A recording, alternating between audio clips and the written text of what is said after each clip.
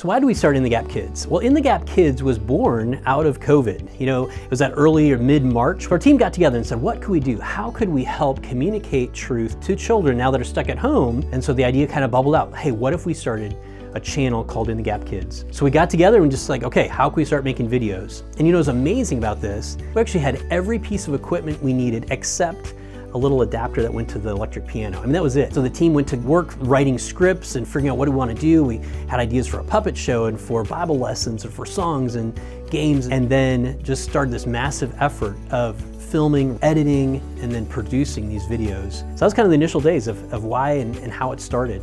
And it's been a pretty amazing ride since then. But the overall vision has still remained the same. Now the bottom line is, how do we help children know Jesus and be encouraged to walk in his ways? And that's just using storylines that are just, from typical everyday stuff that kids might experience, from, lessons in the neighborhood, if you will, to, hey, here's some craft ideas of how you can make some fun things to remind you of God's love for you. Combining, things that are interesting, entertaining, if you will, but also that has really solid truth. That's just not full of just a bunch of cotton candy fluff. That's really communicating solid truths that children can, again, internalize these truths and then walk with Jesus in a better way. So maybe you're a parent and you're wondering, well, why should I have my kids look at this? There's a variety of different children's programming out there today. The question that I'd ask you is, are they sharing the values that you have? In the Gap Kids, our goal is that we are delivering biblically sound content to your family.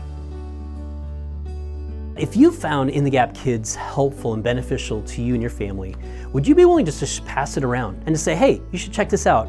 That'd mean a lot to us and hopefully being a blessing to your acquaintances as well.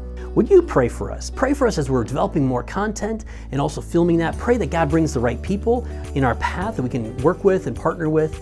And also lastly, would you pray about helping sponsor future episodes?